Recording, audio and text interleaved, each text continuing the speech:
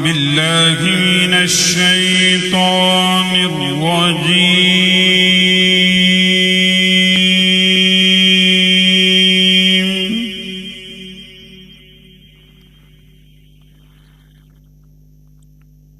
بسم الله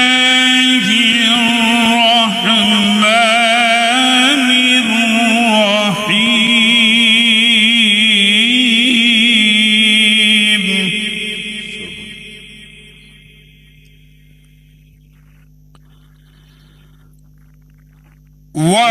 وأقيموا الصلاة وآتوا الزكاة واركعوا مع الراكعين.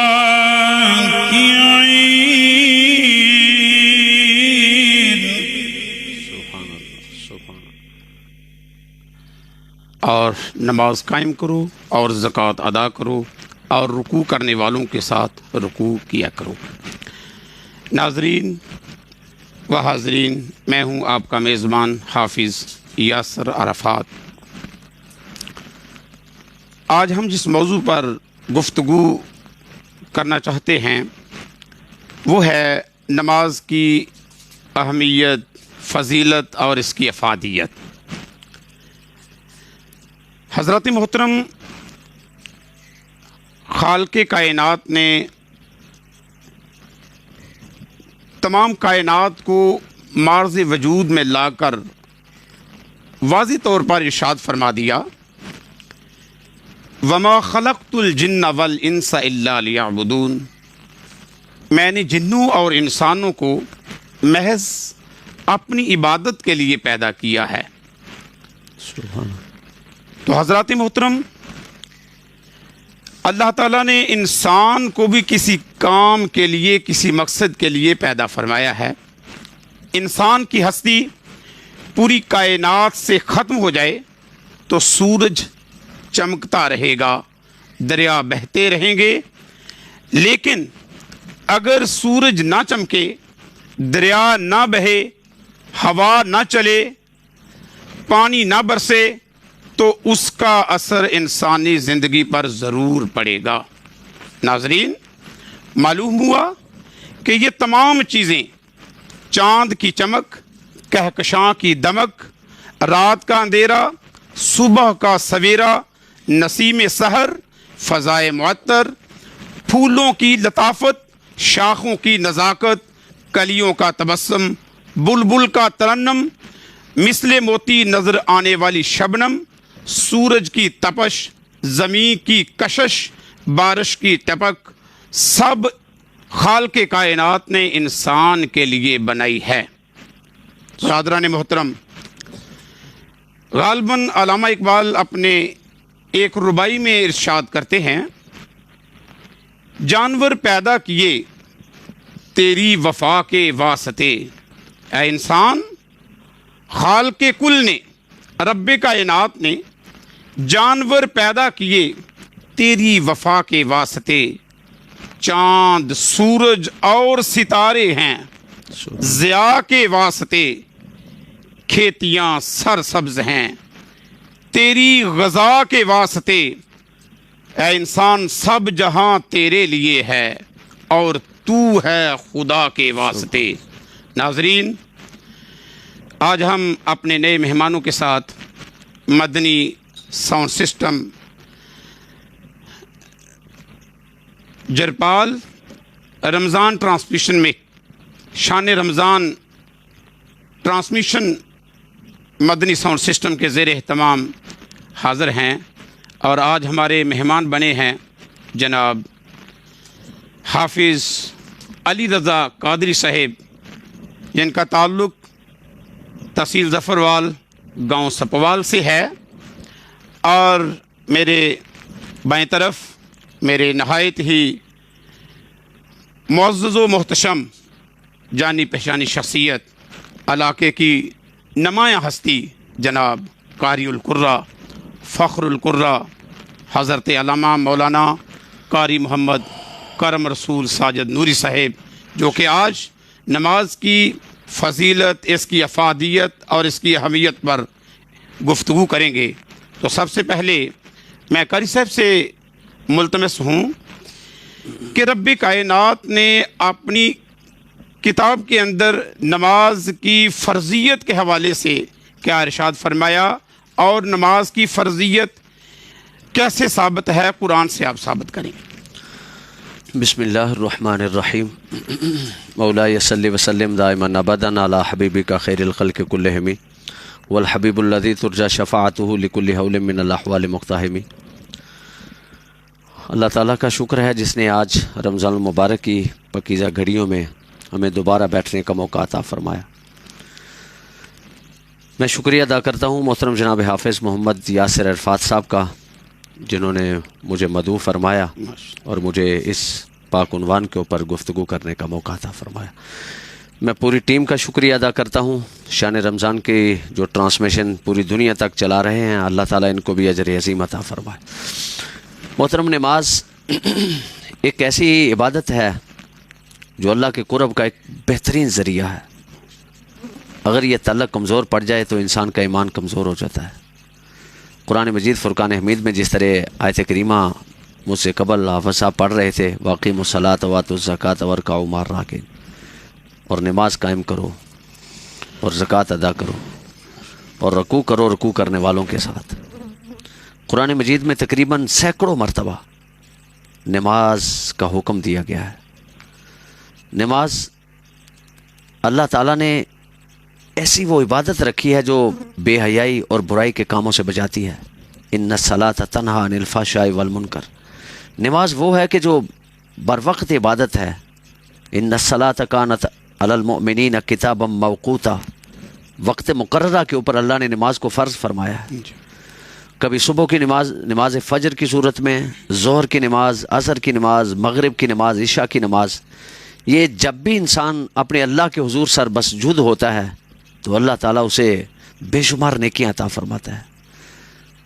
حضرت ابو ہریرہ رضی اللہ تعالیٰ عنہ اس حدیث کے راوی ہیں، کہتے ہیں رحمت عالم صلی اللہ علیہ وسلم نے ایک دن ہمیں فرمایا، کسی کے گھر کے سامنے سے ایک نہر گزرتی ہو، اس کا پانی صاف اور اجلا ہو، اور وہ روزانہ اس نہر میں 5 مرتبہ دن میں نہاتا ہو، غسل کرتا ہو، تو کیا صحابہ اس کے جسم کے اوپر میل کچیل باقی رہ جائے گی؟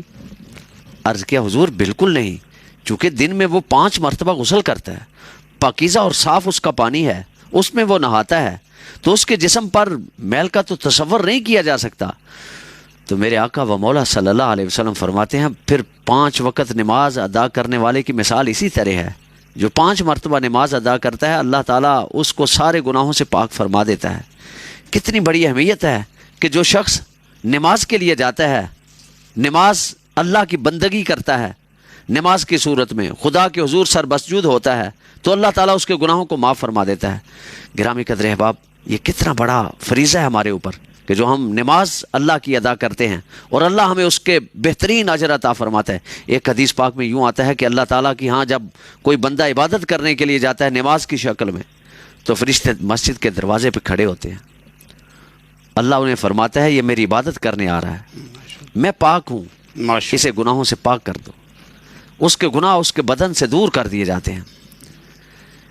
جب دوبارہ وہ واپس آتا ہے تو کہا جاتا ہے اے اللہ اس کے گناہ واپس اس کے سر پہ رکھ دیں، تو اللہ فرماتا ہے نہیں، اب جسے معاف کر چکا ہوں اسے معاف کر چکا ہوں۔ گویا کہ گناہوں سے پاک صاف ہو جاتا ہے۔ ایک دوسری حدیث میں آتا ہے کہ یعنی جب کہ علامہ صاحب قطع کلامی معاف کرنا،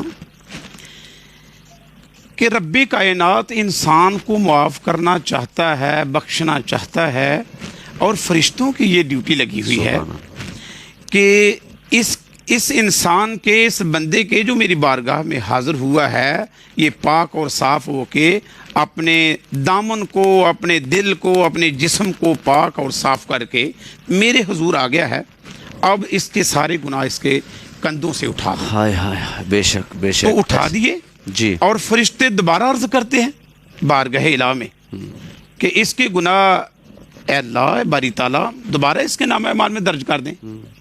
تو اللہ تعالیٰ اتنا کریم ہے، اتنا رحیم ہے کہ وہ کہتا ہے نہیں، میری شان کریمی کے یہ شایع نشان نہیں کہ دوبارہ لٹاؤں۔ جی، یعنی کہ اللہ تعالیٰ یہ چاہتا ہی نہیں کہ بندے کو دوبارہ اپنی گرفت میں لے آئے. جی محترم، میں یہ عرض کروں کہ اللہ تعالیٰ کو اس پہ کوئی شوق نہیں ہے کہ اللہ تعالیٰ کہے ساری دنیا جہنم میں چلی جائے. اللہ کو تو اس پہ خوف ہی نہیں ہے. اللہ تو چاہتا ہی نہیں ہے. یہ اسباب بہانے، رمضان المبارک کیا ہے؟ بخشش کا ایک ذریعہ ہے. بخشش. نماز کیا ہے؟ بخشش کا ایک ذریعہ ہے. قرآن پاک کیا ہے؟ بخشش کا ذریعہ ہے. درود شریف کیا ہے؟ بخشش کا ذریعہ ہے. اعمال صالحہ کیا ہے؟ بخشش کا ذریعہ ہے. اخلاق حسنہ کیا ہے؟ بخشش کا ذریعہ ہے. والدین کی خدمت کیا ہے؟ بخشش کا ذریعہ ہے. ہمسائے سے اچھا سلوک کیا ہے؟ بخشش کا ذریعہ ہے. انسانیت کی قدر کیا ہے؟ بخشش کا یہ سارے میں یہاں سینکڑوں درج کروا سکتا ہوں. یہ کیا ہے؟ سارے بخشش کے بہانے ہیں.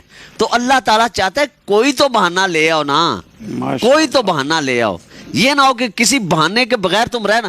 رحمت حق بہانہ می جوید، شیخ سعدی فرماتے ہیں رحمت حق بہانہ می جوید، رحمت حق بہانہ می جوید. اللہ کی رحمت یہ نہیں چاہتی کہ تمہارے پاس بہت کچھ ہو، بلکہ وہ فرماتی ہے تمہارے پاس کوئی بہانہ ہو بخشش کا. تو یہ اللہ تعالیٰ نے بخشش کے بہانے فرمائے ہیں. نماز فرض فرمائی ہے، اس سے کوئی مومن کا تو کوئی نقصان نہیں ہوا، نیکیاں ملی ہیں، اسے اجر ملا، صاف پاک ہوا ہے، اللہ کی عبادت کی، اللہ نے اس کے گناہ معاف فرما دیے. لہٰذا قرآن کریم میں جو اللہ نے عبادت کا، جو آپ انٹرو میں کہہ رہے تھے وَمَا خَلَقْتُ الْجِنَّ وَالْإِنسَ إِلَّا لِيَعْبُدُونَ، انسان کو، جنوں کو تخلیق فرمانے کا مقصد یہ ہے کہ یہ میری عبادت کریں. اب اللہ چاہتا ہے کہ یہ میری عبادت کریں، تو کتنا بدبخت ہے وہ شخص جو اللہ کی عبادت نہ کرے. اللہ ہمیں عبادت کی توفیق عطا فرمائے. ماشاءاللہ ماشاءاللہ ماشاءاللہ. ناظرین، نماز کی فرضیت کے حوالے سے علامہ صاحب بخوب ارشاد فرما رہے تھے. تو میرے کریم آقا محمد عربی صلی اللہ علیہ وآلہ وسلم نے ارشاد فرمایا ان اول ما یحاسب به العبد یوم القیامت صلاته. کریم آقا علیہ الصلوۃ والسلام نے فرمایا، ناظرین، قیامت کے دن سب سے پہلے اللہ تعالیٰ اپنے بندے سے جو حساب لے گا، حساب و کتاب لے گا، وہ صرف اپنی عبادت کے متعلق ہی پوچھے گا. فرشتوں کو بلکہ یہ فرشتوں کی ڈیوٹی لگا دی جائے گی کہ بھئی ان سے سب سے پہلے میری عبادت کے بارے میں پوچھو کہ دنیا میں میں نے اس کو اپنے بھیجا تھا، زندگی دی، سلامتی دی، صحت دی، تندرستی دی، مال و زر سے نوازا، آیا کہ اس نے میری بندگی کی؟ تو اگر انسان نے اللہ کے حضور اپنے ماتھے کو ٹیکا ہوگا، ماتھے کو نیچے کیا ہوگا، اس کے ہاتھ جھکایا ہوگا، تو اللہ تعالیٰ پھر اپنی رحیمیت اس کے اوپر نازل کرے گا اور فرشتوں کو حکم دے گا کہ یہ تو وہی انسان ہے، یہ تو وہی بندہ ہے کہ رمضان المبارک آتا تھا، پورے 11 مہینے یہ دنیا کے کاموں میں لگا رہتا تھا اور مجھے بھی یاد کرتا تھا، لیکن رمضان المبارک کی تیاری میں لگا رہتا، مشق کرتا، پریکٹس کرتا، اور جیسے رمضان المبارک آتا تو یہ ہمہ تن گوش ہو کر صرف میری ہی عبادت میں محو ہو کر، گم ہو کر مجھے ہی یاد کیا کرتا تھا. تو علامہ صاحب فرضیت کے حوالے سے بخوب فرما رہے تھے کہ ان الصلاۃ کانت علی المؤمنین کتابا موقوتا، کہ نماز مومنین پر وقت مکرم میں فرض ہے. آئیے ہم اپنے مہمان ثنا خان کی طرف چلتے ہیں. حافظ علی رضا قادری صاحب. حافظ صاحب، آج آپ کون سا کلام سنانا چاہتے ہیں ہمیں؟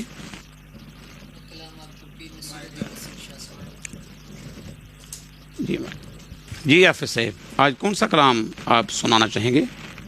پیر نصیر الدین نصیر شاہ صاحب. ماشاء اللہ ماشاء اللہ ماشاء اللہ، گول اللہ شریف کی ہستی، ماشاء اللہ. جی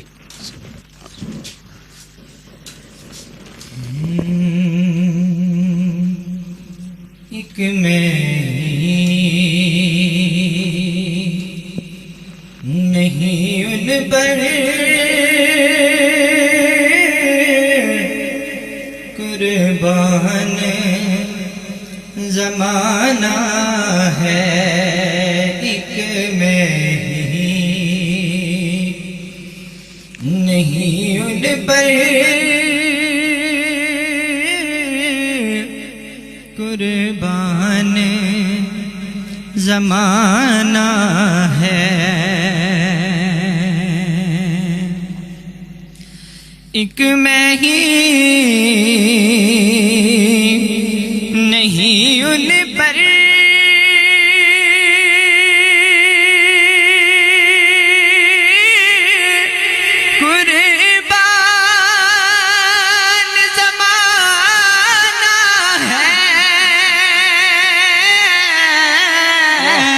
ایک میں ہی نہیں ان پر قربان زمانہ ہے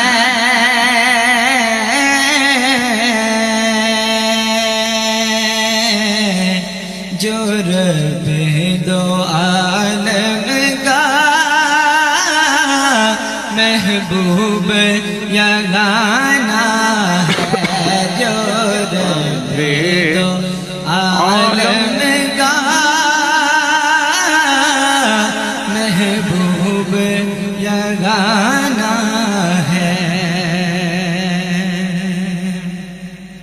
اور کل پل سے ہمیں جس نے خود پار لگانا ہے کل پل سے ہمیں جس نے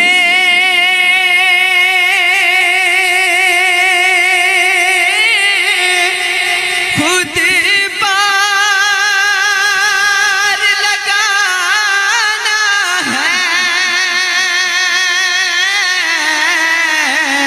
کل پل سے ہمیں جس نے خود پار لگانا ہے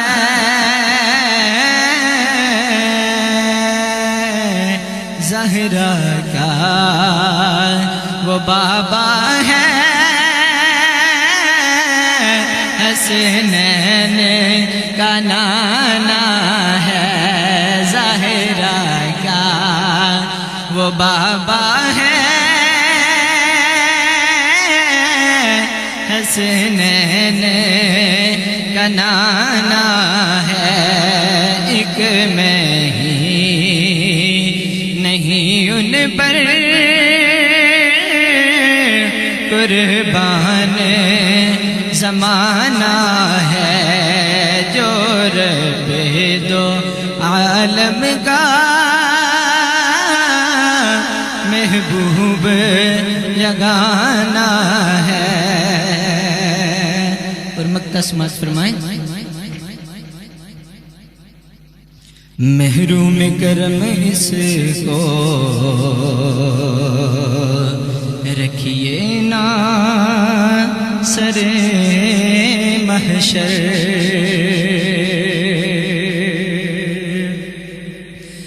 محروم کرم اس کو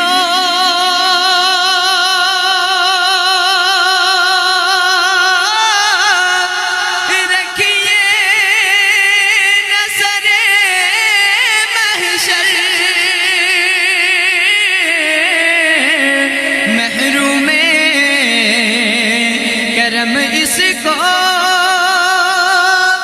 رکھیے نا سر محشر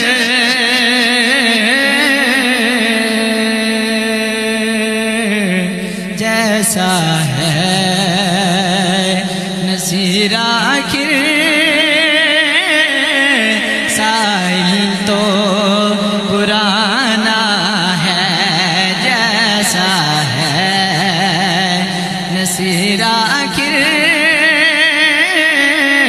سائل تو پرانا ہے کہ میں ہی نہیں ان پر قربان زمانہ ہے جو رب دو عالم کا محبوب یگانہ ہے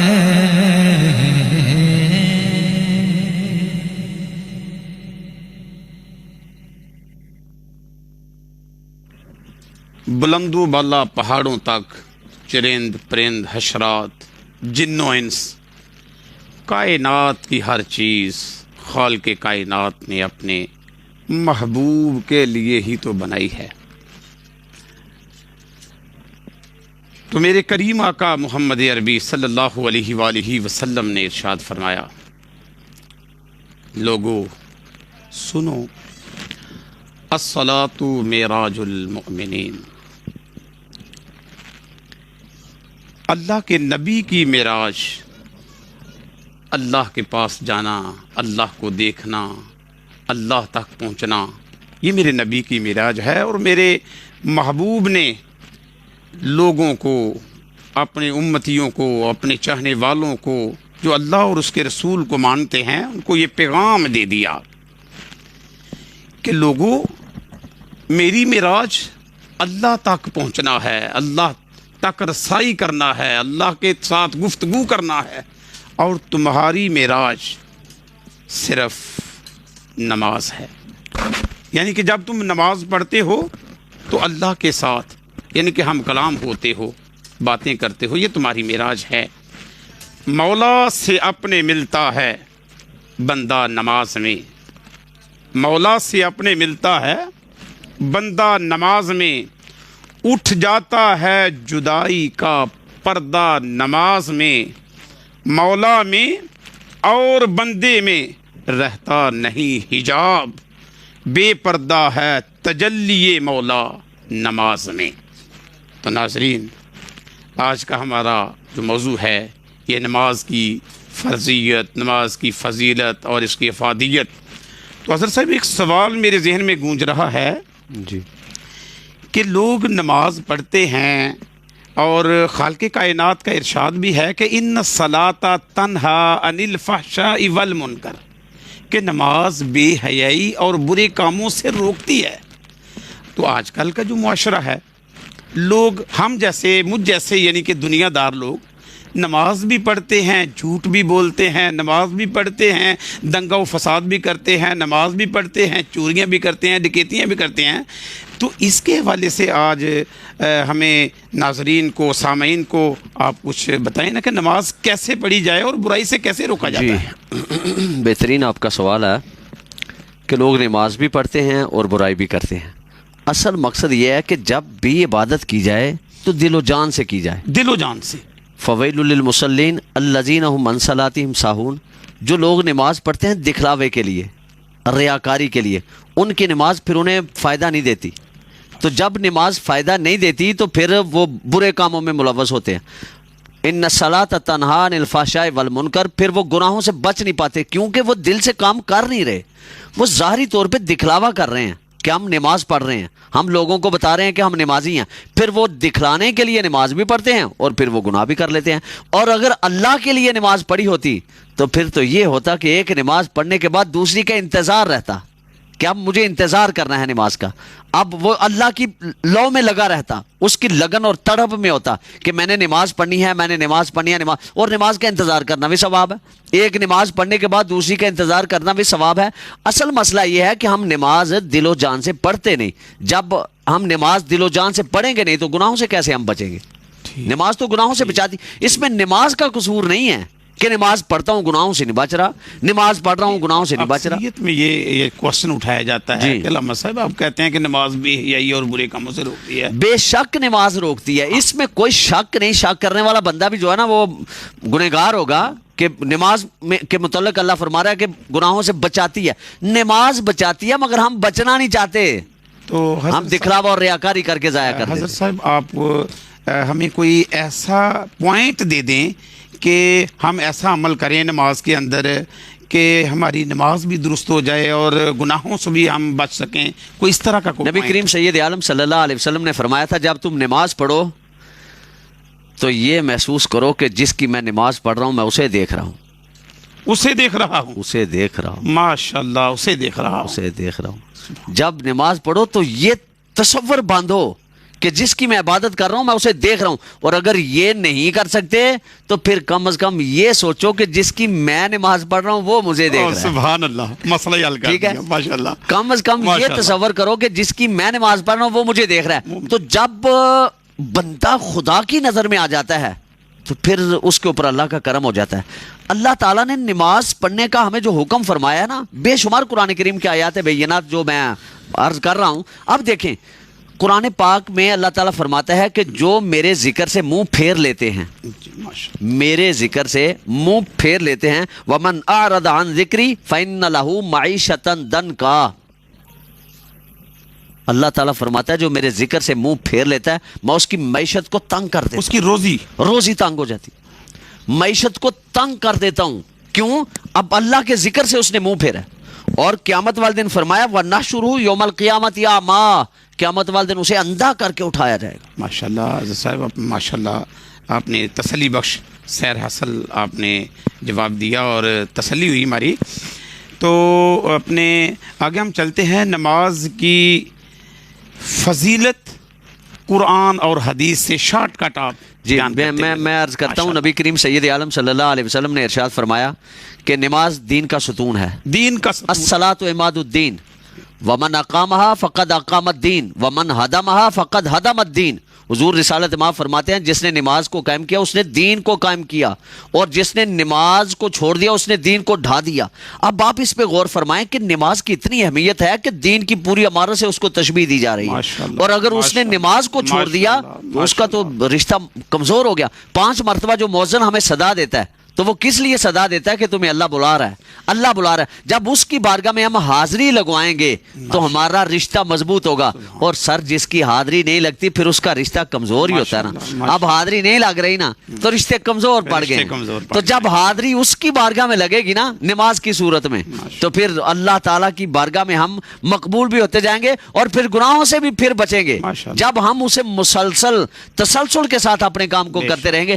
یہ نہ دیکھیں گے کہ مجھے کوئی دیکھ رہا ہے کہ نہیں دیکھ رہا، بلکہ تصور اس پہ باندھنا ہے کہ جس کی نماز پڑھ رہا ہوں وہ مجھے دیکھ رہا ہے۔ اب حضور سید عالم صلی اللہ علیہ وسلم سے حضرت ابو ذر غفاری رضی اللہ تعالیٰ عنہ حدیث روایت کرتے ہیں، کیا کہ کونان صلی اللہ علیہ وسلم ایک مرتبہ پتجھڑ کے موسم میں حضور باہر نکلے، پتجھڑ کے جی موسم سرما تھا جب یہ پتے جھڑتے ہیں درختوں کے، تو حضور باہر نکلے تو رسالت مآب صلی اللہ علیہ وسلم نے ایک ٹہنی کو پکڑا اور اس کو کھینچا، اوپر سے پتے زمین پہ گرنا شروع ہو گئے، تو حضور نے حضرت ابو ذر غفاری کو مخاطب فرمایا، ابو ذر غفاری، انہوں نے کہا لبیک یا رسول اللہ صلی اللہ علیہ وسلم۔ تو حضور فرماتے ہیں یہ دیکھا پتے سارے جھڑ گئے، حضور جھڑ گئے۔ آپ نے فرمایا مومن کی مثال ایسے ہی ہے، جب وہ نماز کے لیے اللہ کے حضور حاضر ہوتا ہے تو اس کے گناہ پتوں کی طرح جھڑ جاتے ہیں۔ اب میں اختتامی طور پہ یہ عرض کرتا چلوں کہ رسالت مآب صلی اللہ علیہ وسلم نے جو ہمیں نماز کے لیے حکم فرمایا ہے، قرآن کریم میں جو اللہ نے حکم فرمایا، حضور سید عالم صلی اللہ علیہ وسلم نے فرمایا جو بندہ نماز کا پابند ہو جاتا ہے کل قیامت والے دن میرے ساتھ اٹھایا جائے گا۔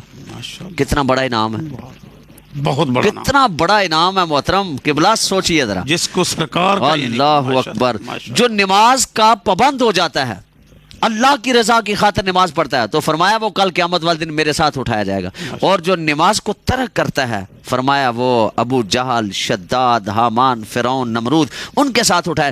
اب ناظرین پوری دنیا سے سننے والوں سے میں یہ کہوں گا، آپ کے ہاتھ میں ہے ابو جہل کے ساتھ اپنا قیامت والے دن بسیرا کرنا ہے یا اللہ کے رسول کے قدموں میں ٹھہرنا ہے، بس یہ ہمارے ہاتھ میں آ گیا۔ اب دیکھ لیجئے کہ کس کے ساتھ اٹھنا چاہتے ہو۔ اگر اللہ کے رسول کے ساتھ اٹھنا چاہتے ہو تو پھر قرۃ عینی فی الصلاۃ، جو نماز ان کی آنکھوں کی ٹھنڈک ہے اس نماز کو اپناؤ۔ حضور سید عالم معراج پہ گئے تو اللہ تعالیٰ نے رحمت کونین صلی اللہ علیہ وسلم کو یہ نماز کا تحفہ عطا فرمایا۔ اب کوئی ہمیں تحفہ دے اور ہم کہیں تیرا تحفہ ہمیں قبول نہیں تو وہ ناراض ہوتا ہے محترم۔ اللہ کے رسول نے ہمیں تحفہ دیا جو اللہ کی بارگاہ سے ملا ہے، اس کو قبول کیجئے، پنجگانہ نماز ادا کیجئے۔ جب ادا کرو گے تو ذہنی طور پہ آپ کو سکون رہے گا کہ ہم اللہ کے احکام کو پورا کر رہے ہیں۔ ناظرین اپنے نماز کی فضیلت قرآن اور حدیث سے اپنے بیان کر رہے تھے حضرت صاحب علامہ صاحب۔ تو علامہ صاحب کہہ رہے تھے کہ نماز دین کا ستون ہے، نماز دین کا ٹاور ہے، یعنی کہ پنجابی میں کھمبا ہے۔ تو آپ دیکھیں گے کہ ایک معمار جب عمارت کھڑی کرتا ہے اس کے نیچے پلر بناتا ہے، اس کے اندر سریا دیتا ہے اور پوری عمارت یعنی کہ اس کے اوپر کھڑی کر دیتا ہے، اور ایک دوسرا انسان اس پلرز کو، اس ستون کو اپنے گرا دے، ڈھا دے۔ تو آپ مجھے بتائیں کہ وہ عمارت سٹینڈ رہے گی، کھڑی رہے گی؟ کبھی بھی کھڑی نہیں رہ سکتی۔ تو اللہ کے نبی نے یہ واضح طور پہ بتا دیا ہے کہ نماز دین کا ستون ہے۔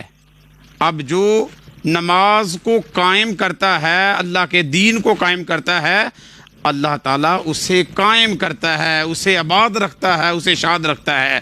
تو ناظرین، آج کا ہمارا موضوع سخن نماز کی فضیلت، اس کی افادیت، اس کی اہمیت ہے۔ قرآن اور حدیث سے علامہ صاحب بیان کر رہے ہیں، مذہبی سکالر ہیں جناب حضرت علامہ مولانا قاری کرم رسول ساجد نوری صاحب۔ ہم ان کے نہایت ہی ممنون و مشکور ہیں کہ انہوں نے ہمیں اس اسٹوڈیو کو اپنے وقت دیا، ٹائم دیا، اور ناظرین کو نماز کی افادیت، اس کی اہمیت کے بارے میں آگاہ کیا۔ تو آئیے ہم چلتے ہیں اپنے مہمان ثنا خان کی طرف۔ حافظ علی رضا قادری صاحب، آپ نے ماشاءاللہ پہلے بھی بہت خوب روح اور خوب آپ نے نعت پڑھی، سرکار کی بارگاہ میں حاضری پیش کی۔ اب آپ کون سی نعت سنانا چاہیں گے ہمیں؟ جی مائک لے لیں۔ کون سی نعت سنائیں گے؟ کون سا کلام؟ سمجھیں گے تیری شان زمانے والا۔ تیری شان یعنی کہ محبوب کی شان، کملی والے آقا کی شان، ماشاءاللہ۔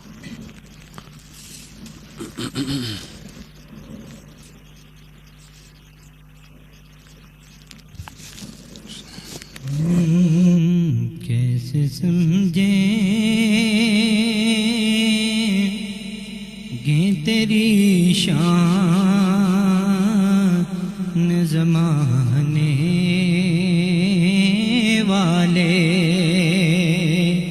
کیسے سمجھیں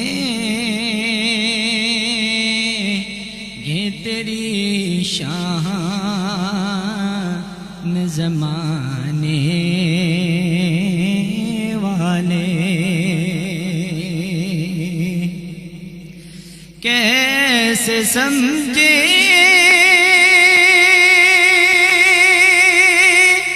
یہ تیری شان زمانے والے، خود مٹیں گے وہ تیرا نام مٹانے والے، خود مٹیں گے وہ تیرا نام مٹانے والے۔ اور حضور کے حسن پہ شعر ہے، کیا ضرورت ہے کہ ہم چاند کا جلوہ دیکھیں، کیا ضرورت ہے کہ ہم چاند کا جلوہ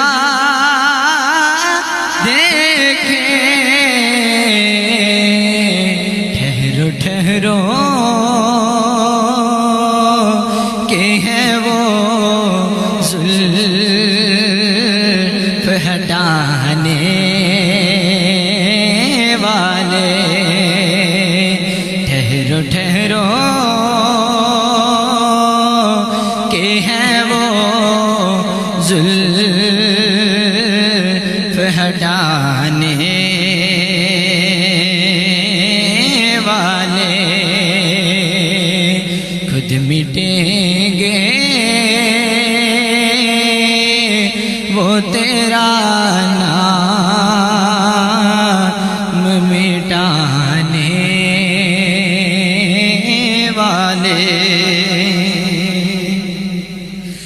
دل میں دوزخ کا کوئی خوف نہیں ہے حاکم، دل میں دوزخ کا کوئی خوف نہیں ہے حاکم، آ گئے مجھے کو جہنم سے بچانے والے، آ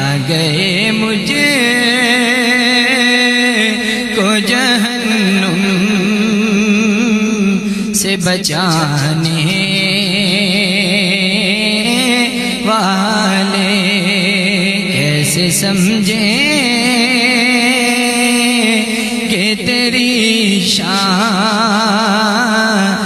زمانے والے خود مٹیں گے وہ تیرا نام مٹانے والے. سبحان اللہ، ماشاء اللہ ماشاء اللہ. مٹ گئے مٹتے ہیں مٹ جائیں گے آدا تیرے. مٹ گئے مٹتے ہیں مٹ جائیں گے آدا تیرے. نہ مٹا ہے نہ مٹے گا، نہ مٹے گا کبھی چرچا تیرا. سبحان اللہ. تو ناظرین، آج کا ہمارا موضوع سخن جو نماز کی فضیلت، نماز کی اہمیت، خالق کائنات اپنی لاریب کتاب میں ارشاد فرماتے ہیں قد افلح من تزکا وذکر اسم ربہ فصلی. کامیاب وہ ہے جس نے پاکیزگی حاصل کی، جس نے پاکی حاصل کی اور اپنے رب کا نام یاد کیا، یعنی اس نے نماز پڑھی. جی. تو ناظرین، پاکی، جب انسان نماز کا پابند ہو جاتا ہے، نماز پڑھنا شروع کرتا ہے، نماز کا عادی ہو جاتا ہے، تو وہ خود بخود ہی پاکی کی طرف والا مصب لوٹ جاتا ہے. جی. تو حضرت صاحب، آج کا ہمارا آخری کوشچن، آخری سوال کہ نماز کی لوگ نماز پڑھتے ہیں، اللہ کی عبادت کرتے ہیں، تو اس کی افادیت کیا ہے؟ پڑھنے والوں کو فائدہ کیا ہوتا ہے؟ ان کو نفع کیا ہوتا ہے؟ اس کی افادیت کیا ہے؟ اس پہ آپ تھوڑی سی روشنی ڈالیں گے. جی شکریہ جناب. پہلا فائدہ تو اس کا سب سے بڑا یہ ہے کہ اللہ تعالیٰ راضی ہوتا ہے، اللہ تعالیٰ راضی ہو جاتا ہے. ماشاء اللہ ماشاء اللہ. دوسرا فائدہ یہ ہے کہ رسول کریم صلی اللہ علیہ وسلم کی آنکھوں کو ٹھنڈک پہنچتی ہے. ٹھنڈک ملتی ہے. اگر حضور کی آنکھوں کو ٹھنڈک پہنچانا چاہتے ہو تو نماز قائم کرو. ماشاء اللہ. اس سے بڑے کیا میں اس کے آگے کہوں. قرآن کریم کی سورہ بقرہ ہے 277 ہے، اس میں اللہ تعالیٰ ارشاد فرماتے ہیں ان الذین آمنوا وعملوا الصالحات واقاموا الصلاۃ وآتوا الزکاۃ لهم اجرهم عند ربهم ولا خوف علیہم ولا هم یحزنون. تو قطع کلامی ہوتی ہے، یعنی کہ ظاہراً کہ جو حضور کا امتی حضور کی آنکھوں کو ٹھنڈک دیتا ہوگا، تو میں یہ پرزور یہ جملہ بولوں گا کہ اس کی آنکھیں کبھی گرم ہو ہی نہیں سکتی. جی ظاہر ہے سکون میں رہے گا اور عبادت میں رہے گا. اللہ تعالیٰ نے اس آیت میں فرمایا ہے بے شک جو لوگ ایمان لائے اور انہوں نے نیک اعمال کیے اور نماز قائم رکھی اور زکوٰۃ دیتے رہے، ان کے لیے ان کے رب کے پاس ان کا اجر ہے اور ان پر آخرت میں نہ کوئی خوف ہوگا اور نہ وہ کبھی رنجیدہ ہوں گے. خوف نہیں ہوگا اور رنجیدہ نہیں ہوں گے. ان کو اللہ تعالیٰ لہم جنات تجری من تحتها الانہار خالدین فیہا ابدا، ایسی وہ نہریں عطا فرمائے گا، جنت عطا فرمائے گا جس میں ہمیشہ رہیں گے. تو یہ میں آگے عرض کرتا چلوں کہ ایک قرآن کریم کی سورہ 29 پارے کی آخری سورہ مرسلات، اس میں اللہ تعالیٰ ارشاد فرماتے ہیں کہ کچھ لوگ قیامت والے دن جہنم میں ہوں گے. تو ان سے پوچھا جائے گا تمہیں کس نے جہنم میں ڈال دیا؟ تو وہ آگے سے قالوا لم نکو من المصلین، ہم نماز نہیں پڑھتے تھے. قبلہ اس کا دوسرا رخ دیکھیں، اس کی تصویر کا دوسری طرف دیکھیں نا. اب یہ وہ ہیں کہ جو نماز نہیں پڑھتے تھے تو جہنم میں آگے. اس کا مطلب ہے جو اللہ کی رضا کی خاطر پڑھتے ہوں گے ان کا ٹھکانہ یہ جو قرآن بیان فرمایا لہم جنات تجری من تحتها الانہار، پھر اللہ تعالیٰ ان کو جنت عطا فرماتا ہے. نماز وہ ہے جو اللہ اور بندے کے درمیان ایک رابطہ ہے، اور جتنا رابطہ مضبوط ہوگا اتنا بندہ اللہ کے ہاں قرب حاصل کرے گا. اور آخر پہ میں یہ کہوں کہ نماز کی افادیت جو آپ کہہ رہے ہیں اتنی زیادہ ہے نا کہ ذہنی طور پہ انسان کو سکون ہوتا ہے. معاشرے میں اس کی عزت ہوتی ہے جناب، معاشرے کے اندر اس کی عزت ہوتی ہے. کیوں؟ لوگ عزت کی نگاہ سے دیکھتے ہیں فلاں نمازی ہے، فلاں. دیکھیں جو بندہ اللہ کے احکام کی بجاوری نہیں پوری کر سکتا وہ میرے اور آپ کے کیا تعلق کو نبھائے گا؟ اللہ جو ہمارا خالق ہے، جو خالق کے حکم کو پورا نہیں کر رہا، نماز نہیں پڑھ رہا، کتنا بدبخت ہے. کو جو نماز ہی چھوڑ नबी पाक फरमाते हैं ना क़यामत वाले दिन ये नमाज ही तुम्हें लोगों की गवाहियों पे दलालत करेगी कि मैंने फलां शख्स को नमाज पढ़ते हुए देखा है, मैंने फलां शख्स को नमाज पढ़ते हुए देखा है। ये तो जिसको कभी देखा ही नहीं यार, तो उसका क्या बनेगा। अल्लामा साहब अपने बात अपने तूल पकड़ गई, तो एक जुमला मेरे ज़हन में, एक क्वेश्चन आ रहा था, मैंने शायद कहीं पढ़ा है, अब थोड़ी तस्दीक कर दें कि आप सल्लल्लाहु अलैहि वसल्लम का ये इरशाद है कि जिस शख्स को आप मस्जिद में आते जाते देखो, आना जाना यानी कि लगा रहे, उसके ईमानदार होने की गवाही दे दो। जी यही गवाही है क़यामत वाले दिन, इसी के ऊपर इन्हिसार होना, क्योंकि वो शख्स नमाज से उसका राबता है, उसका और किसी से राबता ही नहीं, यानी कि वो मोमन है। हाय हाय हाय सर, देखिए वो कैसा राबता है उसका कि वो सारी दुनिया माफी है उसको दे दी जाए तो वो कबूल नहीं करेगा। लज्जत ईमान इसमें है कि वो जो 2 नफल पढ़ लेता है। एक मेरे ज़हन में हदीस आ रही है कि क़यामत वाले दिन आका करीम सैयद आलम सल्लल्लाहु अलैहि वसल्लम फरमाते हैं, एक ऐसा मंजर होगा कि अल्लाह ताला एक बंदे को मुकाम अता फरमाएगा और उसकी ख्वाहिश के मुताबिक अता फरमाएगा। तो वो कहेगा या अल्लाह ये मेरे ऊपर इतना बड़ा करम कैसे हो गया। तो अल्लाह फरमाता है तूने एक मरतबा मेरी रज़ा की खातिर नमाज पढ़ी थी, मेरी रज़ा की खातिर, एक मरतबा अल्लाह मेरी रज़ा की खातिर नमाज पढ़ी थी। तो जो रोज़ाना 5 नमाजें पढ़े, इख्तितामी तौर पे मैं कहूँ हज़रत यूसुफ अला नबीना वालेहिस्सलातु वस्सलाम अल्लाह के पैगम्बर हैं, ठीक है, बैकर हुस्न जमाल है, जलीलुल कदर नबी हैं, जलीलुल कदर नबी के बेटे भी हैं जनाब यकूब अलैहिस्सलातु वस्सलाम। यूसुफ अलैहिस्सलातु वस्सलाम, ये कुरान पाक में मौजूद है सूरह यूसुफ में। यूसुफ अलैहिस्सलातु वस्सलाम के दौर में जब कहत साली आ गई, गल्ला कम पड़ गया, अब लोगों को तकसीम करने लगे गल्ला, तो अब आपने फरमाया कि 7 साल तक ये जमा रखो फिर तकसीम करेंगे। आपने जब तकसीम करना चाहा तो लोगों को गल्ला देते रहे, उनके हिस्से का गल्ला देते रहे। वो जो आपके पास एक पैमाना था रखा हुआ जिसमें भर भर के देते थे, एक शख्स आया उसने आगे तोड़ा किया, बोरिया की, जो कुछ भी उसके पास था, तो आपने उसको उसका हिस्सा जो था सबके बराबर दे दिया। तो उसने कहा जी मुझे और दीजिए। आपने फरमाया देखो अपना अपना हिस्सा ले लिया, कहत का ज़माना है, तो आपने ले लिया, मेहरबानी करो आप जाओ। उसने कहा जी मुझे और दीजिए। तो आपने फरमाया अपना अपना हिस्सा लो। तो उसने आगे से एक जुमला कहा, अजीब कहा, उसने कहा जनाब अगर आपको मेरा पता चल जाए तो आप 1 मरतबा नहीं 2 मरतबा दोगे, आप अल्लाह के पैगंबर हैं। तो ये क्या धमकी है क्या ये? माशाअल्लाह। नाज़रीन आप ये कुरान पढ़िएगा सूरह यूसुफ, पढ़िएगा सूरह यूसुफ, फिर आपका ईमान और उरूज पे पहुंचेगा। मैं तो यहाँ कम वक्त में इस्तदलाल ही कर सकता हूँ ना। अब उन्होंने फरमाया कि कौन है तू कि तू मुझे ये कह रहा है मैं अल्लाह का नबी हूँ, मैं इस वक्त का हाकिम भी हूँ, तो मुझे अजीज़ मिस्र, मैं मिस्र का बादशाह हूँ। वो कहता है जनाब मुझे ये बताइए कि जब बाप के ऊपर जुलेखा ने तोहमत लगाई थी तो आपकी पाकी किसने बयान की थी? तो आपने फरमाया वो जो बच्चा था शाहिद मिन अहलिहा, वो जो बच्चा था छोटा, उसने मेरी पाकी की गवाही दी। उसने कहा जनाब मैं वही बच्चा हूँ, मैं वही बच्चा हूँ जनाब। कमाल। हज़रत यूसुफ अला नबीना वालेहिस्सलातु वस्सलाम आगे से बड़ा क्या फरमाते हैं। नाज़रीन ये आखिरी लम्हात बड़े दिलचस्प हो जाते हैं, पता नहीं क्यों, अल्लाह ताला कबूल फरमाए। तो उस शख्स ने कहा जी मैं वो बच्चा हूँ। आपने फरमाया हाँ तेरा हक बनता है, 1 मरतबा नहीं तू 10 मरतबा ले, चूंकि तूने मेरी पाकी बयान की थी, मेरी इज्जत की गवाही दी थी। अभी वो जो पैमाना था आपके हाथ में था, अभी गल्ला डाल रहे थे, अल्लाह की तरफ से वही आ गई। अल्लाह ने फरमाया यूसुफ जो तेरी पाकी बयान करे जिब्रील आए तो उसे 10 मरतबा देता है, तो मैं तेरा खुदा होके कहता हूँ जो दिन में आखिरी उम्मत होगी 5 मरतबा मेरी पाकी नमाज की सूरत में बयान करेगी, मैं उसे 100 मरतबा अता फरमाऊंगा। अल्लाह अल्लाह क्या कहने। आज नमाज ने छोड़ी हुई है, अगर नमाज पढ़ें तो हमें इज्जत भी मिलेगी, हमें मुआशरे में भी इज्जत मिलेगी, हमें सुकून भी होगा, ज़हनी तौर पे भी हम पुरसुकून रहेंगे जब हम नमाज पढ़ेंगे। और क़यामत वाले दिन रिसालत माब सल्लल्लाहु अलैहि वसल्लम ने ये जब जो आप इंट्रो में कह रहे थे कि क़यामत वाले दिन सबसे पहले नमाज के हवाले से पूछा जाएगा, उस दिन अगर हुजूर ने पूछा बता कितनी नमाजें पढ़ी थी, तो मैं कहूँगा नहीं हुजूर मैं तो आशिक़ रसूल हूँ। हुजूर फिर कहेंगे नमाजें कितनी पढ़ी थी, फिर कहेगा हुजूर मैं तो बड़ा आशिक़ रसूल हूँ। हुजूर फिर फरमाएंगे नहीं ठीक है ये बता नमाजें कितनी पढ़ी थी। तो अगर हमने पढ़ी होंगी तो हमारे पास जवाब होगा। हाज़रीन नमाज की पाबंदी करो, नमाज अल्लाह ताला की قرب کا ایک بہترین ذریعہ نماز ہے، اللہ کے حضور پہنچنے کا ایک بہترین ذریعہ ہے، اس کی رضا حاصل کرنے کا۔ اللہ تعالی ہمیں نماز پنجگانہ ادا کرنے کی توفیق عطا فرمائے۔ ناظرین، نماز کی افادیت،